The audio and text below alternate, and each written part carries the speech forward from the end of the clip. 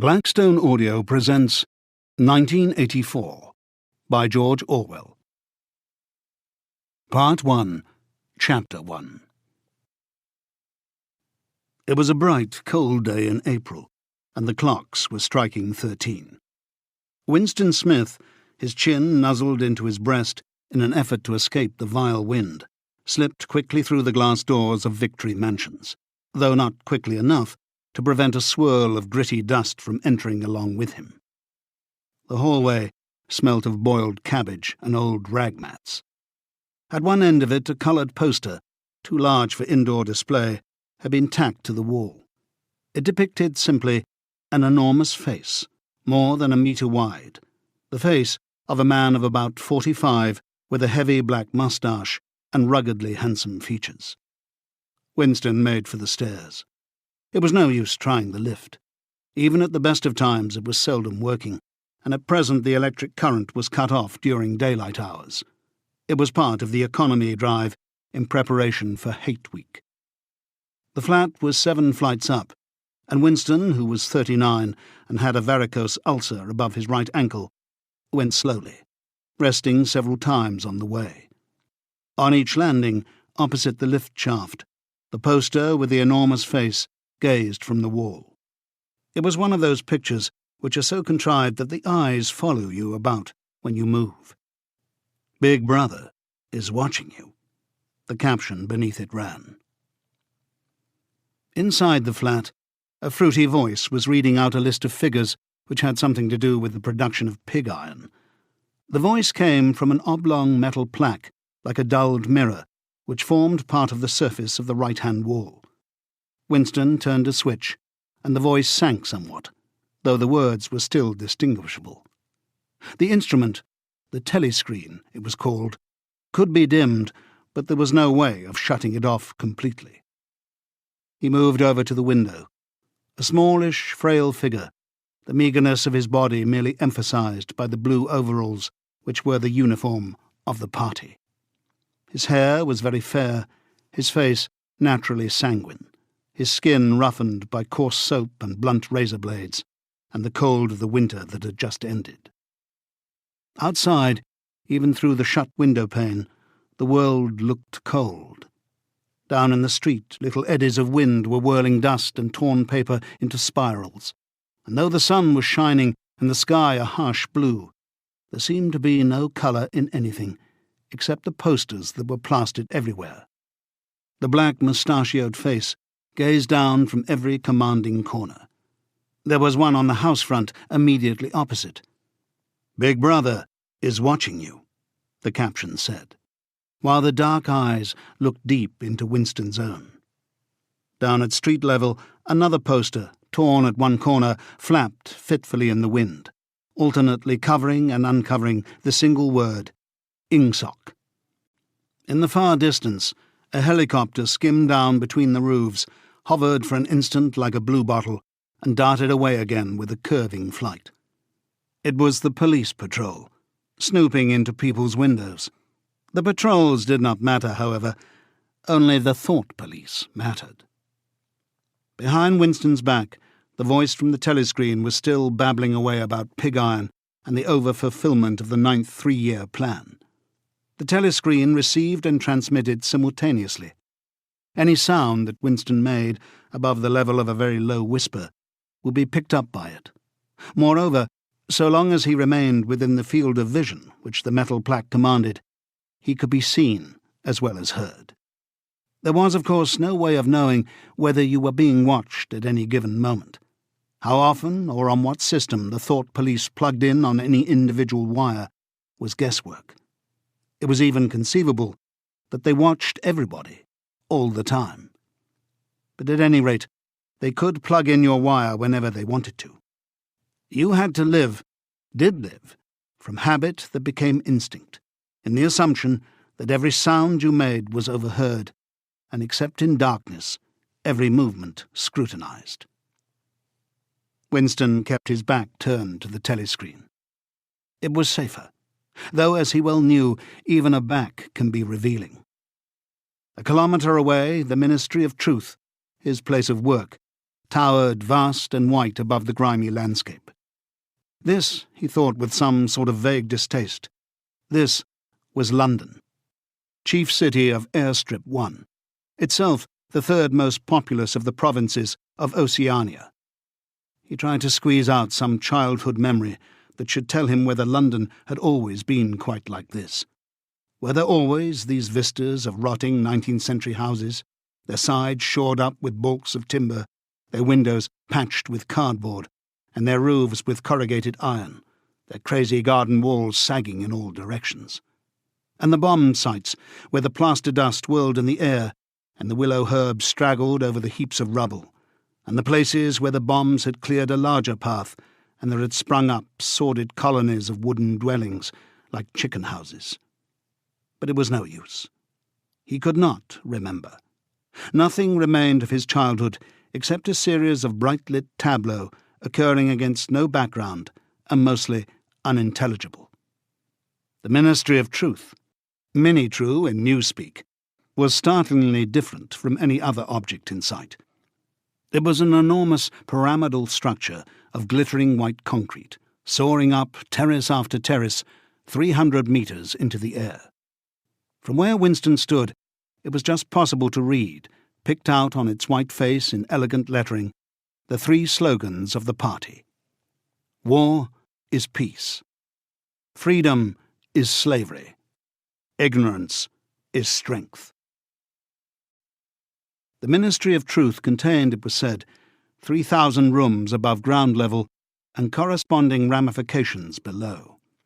Scattered about London, there were just 3 other buildings of similar appearance and size.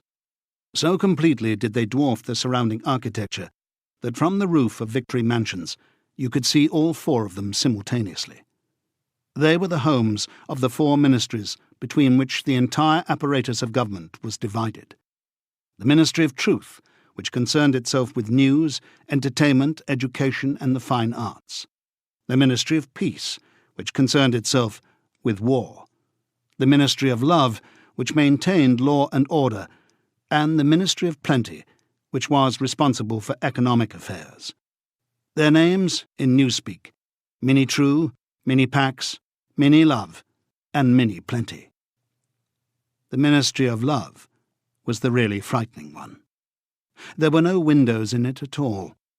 Winston had never been inside the Ministry of Love, nor within half a kilometre of it. It was a place impossible to enter, except on official business, and then only by penetrating through a maze of barbed wire entanglements, steel doors, and hidden machine-gun nests. Even the streets leading up to its outer barriers were roamed by gorilla-faced guards in black uniforms, armed with jointed truncheons. Winston turned round abruptly. He had set his features into the expression of quiet optimism, which it was advisable to wear when facing the telescreen. He crossed the room into the tiny kitchen. By leaving the ministry at this time of day, he had sacrificed his lunch in the canteen, and he was aware that there was no food in the kitchen except a hunk of dark-coloured bread which had got to be saved for tomorrow's breakfast. He took down from the shelf a bottle of colourless liquid with a plain white label marked Victory Gin. It gave off a sickly, oily smell, as of Chinese rice spirit. Winston poured out nearly a teacupful, nerved himself for a shock, and gulped it down like a dose of medicine. Instantly, his face turned scarlet, and the water ran out of his eyes. The stuff was like nitric acid, and moreover, in swallowing it, one had the sensation of being hit on the back of the head with a rubber club. The next moment, however, the burning in his belly died down, and the world began to look more cheerful. He took a cigarette from a crumpled pack marked Victory Cigarettes, and incautiously held it upright, whereupon the tobacco fell out onto the floor. With the next, he was more successful. He went back to the living room and sat down at a small table that stood to the left of the telescreen. From the table drawer, he took out a pen holder, a bottle of ink, and a thick quarto-sized blank book with a red back and a marbled cover. For some reason, the telescreen in the living room was in an unusual position. Instead of being placed, as was normal, in the end wall where it could command the whole room, It was in the longer wall opposite the window. To one side of it, there was a shallow alcove in which Winston was now sitting, and which, when the flats were built, had probably been intended to hold bookshelves.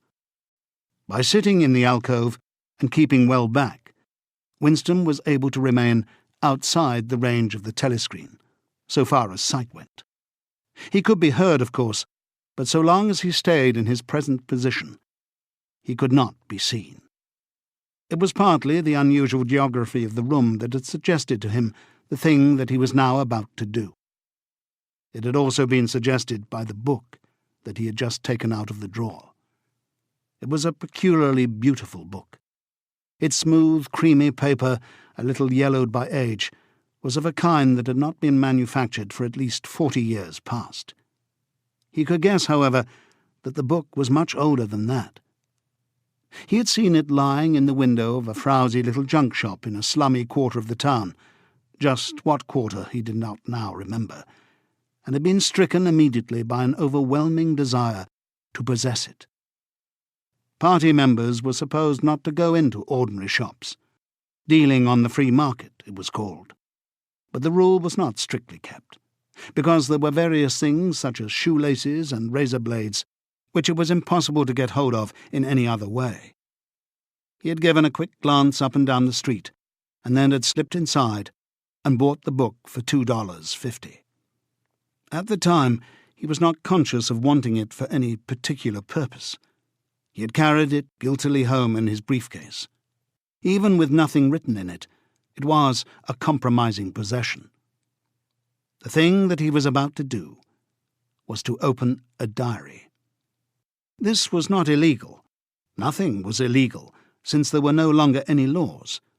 But if detected, it was reasonably certain that it would be punished by death, or at least by 25 years in a forced labour camp. Winston fitted a nib into the penholder and sucked it to get the grease off. The pen was an archaic instrument, seldom used even for signatures, and he had procured one furtively, and with some difficulty, simply because of a feeling that the beautiful creamy paper deserved to be written on with a real nib, instead of being scratched with an ink pencil. Actually, he was not used to writing by hand. Apart from very short notes, it was usual to dictate everything into the speakwrite, which was, of course, impossible for his present purpose. He dipped the pen into the ink, and then faltered for just a second. A tremor had gone through his bowels. To mark the paper was the decisive act. In small, clumsy letters, he wrote, April 4th, 1984. He sat back. A sense of complete helplessness had descended upon him. To begin with, he did not know with any certainty that this was 1984. It must be around that date, since he was fairly sure that his age was 39, and he believed that he had been born in 1944 or 1945. But it was never possible nowadays to pin down any date within a year or two. For whom, it suddenly occurred to him to wonder, was he writing this diary? For the future? For the unborn? His mind hovered for a moment around the doubtful date on the page, and then fetched up with a bump against the newspeak word, doublethink. For the first time, the magnitude of what he had undertaken came home to him. How could you communicate with the future? It was of its nature impossible. Either the future would resemble the present, in which case it would not listen to him, or it would be different from it, and his predicament would be meaningless. For some time he sat gazing stupidly at the paper. The telescreen had changed over to strident military music. It was curious that he seemed not merely to have lost the power of expressing himself, but even to have forgotten what it was that he had originally intended to say. For weeks past, he had been making ready for this moment, and it had never crossed his mind that anything would be needed except courage. The actual writing would be easy. All he had to do was to transfer to paper the interminable restless monologue that had been running inside his head literally for years. At this moment, however, even the monologue had dried up. Moreover, his varicose ulcer had begun itching unbearably. He dared not scratch it because if he did so, it always became inflamed. The seconds were ticking by. He was conscious of nothing except the blankness of the page in front of him, the itching of the skin above his ankle, the blaring of the music, and a slight booziness caused by the gin. Suddenly, he began writing in sheer panic, only imperfectly aware of what he was setting down.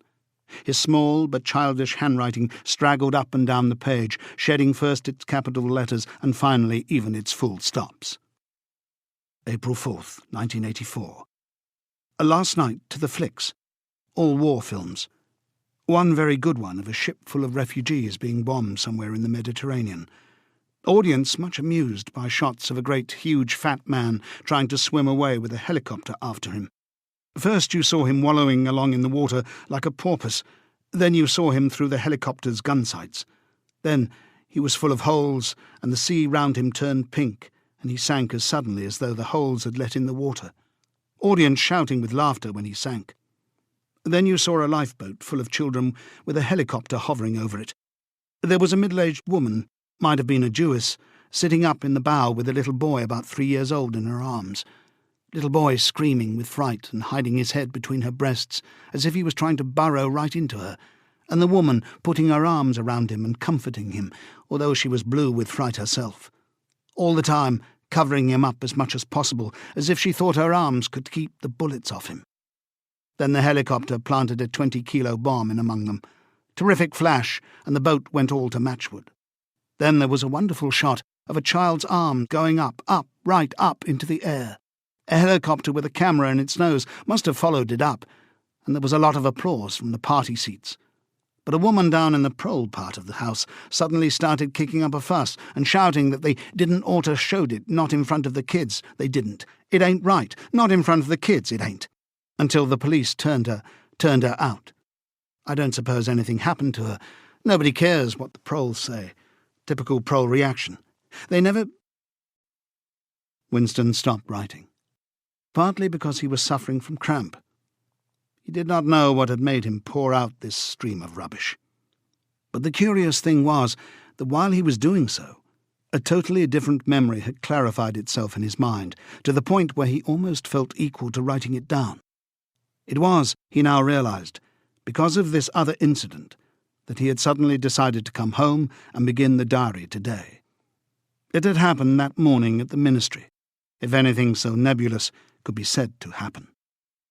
It was nearly 1100, and in the records department where Winston worked, they were dragging the chairs out of the cubicles and grouping them in the centre of the hall opposite the big telescreen, in preparation for the 2 minutes hate. Winston was just taking his place in one of the middle rows when 2 people whom he knew by sight, but had never spoken to, came unexpectedly into the room. One of them was a girl whom he often passed in the corridors.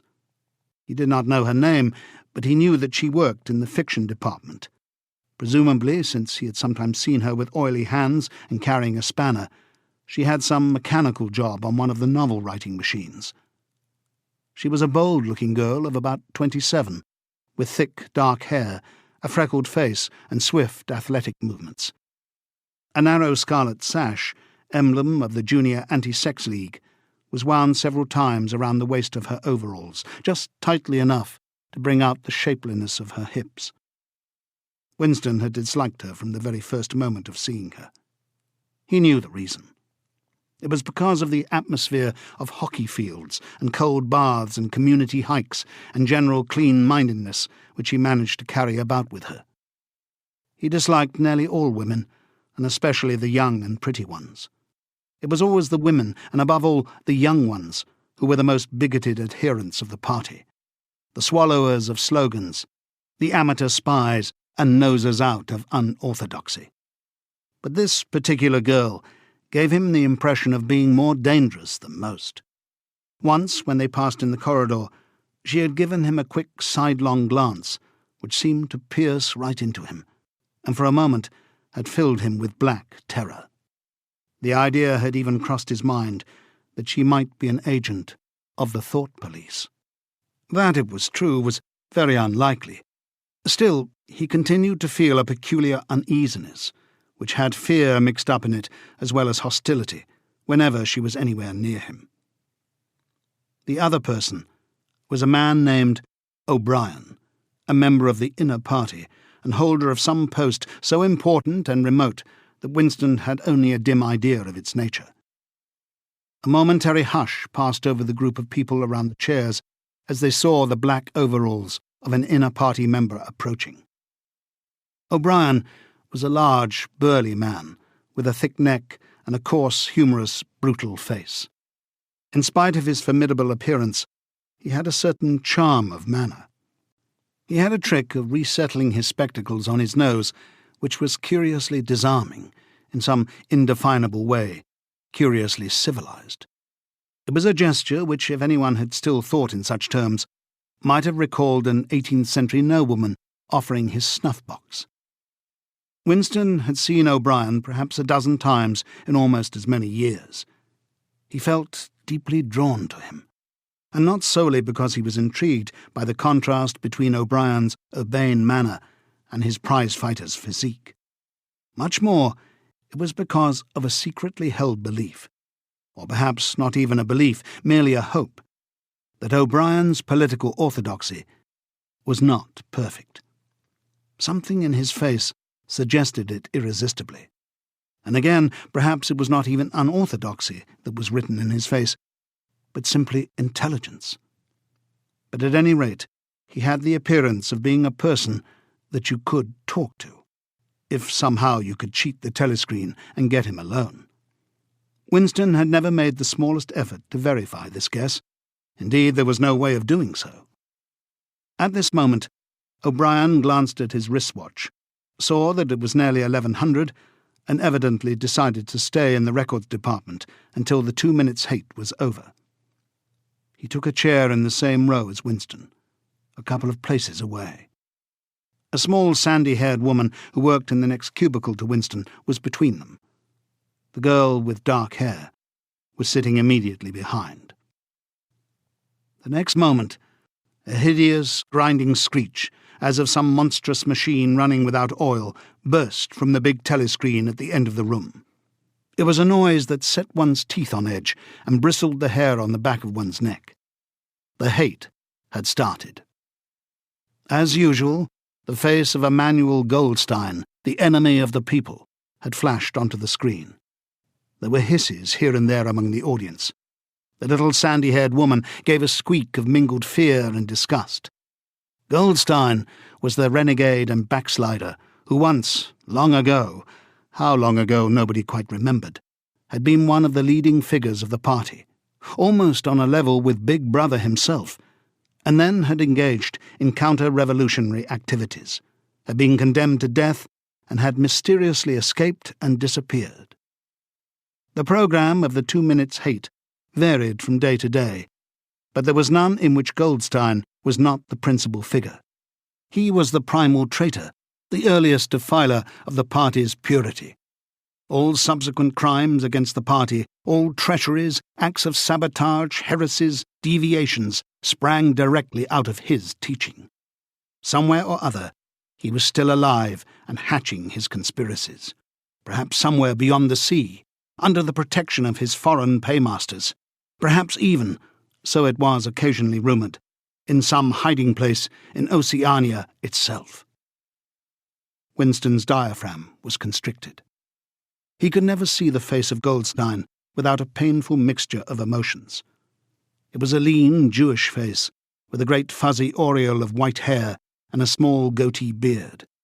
A clever face, and yet somehow inherently despicable, with a kind of senile silliness in the long, thin nose near the end of which a pair of spectacles was perched. It resembled the face of a sheep, and the voice, too, had a sheep-like quality. Goldstein was delivering his usual venomous attack upon the doctrines of the party, an attack so exaggerated and perverse that a child should have been able to see through it, and yet just plausible enough to fill one with an alarmed feeling that other people, less level-headed than oneself, might be taken in by it. He was abusing Big Brother. He was denouncing the dictatorship of the party. He was demanding the immediate conclusion of peace with Eurasia. He was advocating freedom of speech, freedom of the press, freedom of assembly, freedom of thought. He was crying hysterically that the revolution had been betrayed, and all this in rapid polysyllabic speech, which was a sort of parody of the habitual style of the orators of the party, and even contained newspeak words, more newspeak words indeed than any party member would normally use in real life. And all the while, lest one should be in any doubt as to the reality which Goldstein's specious claptrap covered, behind his head on the telescreen there marched the endless columns of the Eurasian army, row after row of solid-looking men with expressionless Asiatic faces who swam up to the surface of the screen and vanished, to be replaced by others exactly similar. The dull, rhythmic tramp of the soldiers' boots formed the background to Goldstein's bleating voice. Before the hate had proceeded for 30 seconds, uncontrollable exclamations of rage were breaking out from half the people in the room. The self-satisfied, sheep-like face on the screen and the terrifying power of the Eurasian army behind it were too much to be borne. Besides, the sight or even the thought of Goldstein produced fear and anger automatically. He was an object of hatred more constant than either Eurasia or Eastasia, since when Oceania was at war with one of these powers, it was generally at peace with the other. But what was strange was that although Goldstein was hated and despised by everybody, although every day and 1,000 times a day, on platforms, on the telescreen, in newspapers, in books, his theories were refuted, smashed, ridiculed, held up to the general gaze for the pitiful rubbish they were, in spite of all this, his influence never seemed to grow less. Always there were fresh dupes waiting to be seduced by him. A day never passed when spies and saboteurs acting under his directions were not unmasked by the thought police. He was the commander of a vast shadowy army, an underground network of conspirators dedicated to the overthrow of the state. The Brotherhood, its name was supposed to be. There were also whispered stories of a terrible book, a compendium of all the heresies of which Goldstein was the author and which circulated clandestinely here and there. It was a book without a title. People referred to it, if at all, simply as the book. But one knew of such things only through vague rumours. Neither the Brotherhood nor the book was a subject that any ordinary party member would mention if there was a way of avoiding it. In its second minute, the hate rose to a frenzy. People were leaping up and down in their places and shouting at the tops of their voices in an effort to drown the maddening, bleating voice that came from the screen. The little sandy-haired woman had turned bright pink, and her mouth was opening and shutting like that of a landed fish. Even O'Brien's heavy face was flushed. He was sitting very straight in his chair, his powerful chest swelling and quivering as though he were standing up to the assault of a wave. The dark-haired girl behind Winston had begun crying out, "Swine! Swine! Swine!" And suddenly she picked up a heavy Newspeak dictionary and flung it at the screen. It struck Goldstein's nose and bounced off. The voice continued inexorably. In a lucid moment, Winston found that he was shouting with the others and kicking his heel violently against the rung of his chair. The horrible thing about the 2 minutes' hate was not that one was obliged to act a part, but that it was impossible to avoid joining in. Within 30 seconds any pretense was always unnecessary. A hideous ecstasy of fear and vindictiveness, a desire to kill, to torture, to smash faces in with a sledgehammer, seemed to flow through the whole group of people like an electric current, turning one even against one's will into a grimacing, screaming lunatic. And yet the rage that one felt was an abstract, undirected emotion which could be switched from one object to another like the flame of a blow-lamp. Thus, at one moment, Winston's hatred was not turned against Goldstein at all, but on the contrary, against Big Brother, the party, and the thought police. And at such moments, his heart went out to the lonely, derided heretic on the screen, sole guardian of truth and sanity in a world of lies. And yet, the very next instant, he was at one with the people about him, and all that was said of Goldstein seemed to him to be true.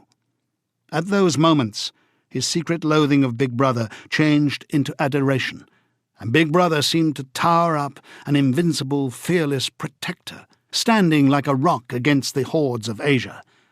And Goldstein, in spite of his isolation, his helplessness, and the doubt that hung about his very existence, seemed like some sinister enchanter, capable by the mere power of his voice of wrecking the structure of civilization. It was even possible at moments to switch one's hatred this way or that by a voluntary act. Suddenly, by the sort of violent effort with which one wrenches one's head away from the pillow in a nightmare, Winston succeeded in transferring his hatred from the face on the screen to the dark-haired girl behind him. Vivid, beautiful hallucinations flashed through his mind. He would flog her to death with a rubber truncheon. He would tie her naked to a stake and shoot her full of arrows like Saint Sebastian. He would ravish her and cut her throat at the moment of climax. Better than before, moreover, he realized why it was that he hated her. He hated her because she was young and pretty and sexless, because he wanted to go to bed with her and would never do so, because round her sweet, supple waist, which seemed to ask you to encircle it with your arm, there was only the odious scarlet sash, aggressive symbol of chastity. The hate rose to its climax. The voice of Goldstein had become an actual sheep's bleat, and for an instant the face changed into that of a sheep. Then the sheep face melted into the figure of a Eurasian soldier who seemed to be advancing. Huge and terrible, his submachine gun roaring and seeming to spring out of the surface of the screen so that some of the people in the front row actually flinched backwards in their seats. And in the same moment, drawing a deep sigh of relief from everybody, the hostile figure melted into the face of Big Brother, black-haired, black-mustachioed, full of power and mysterious.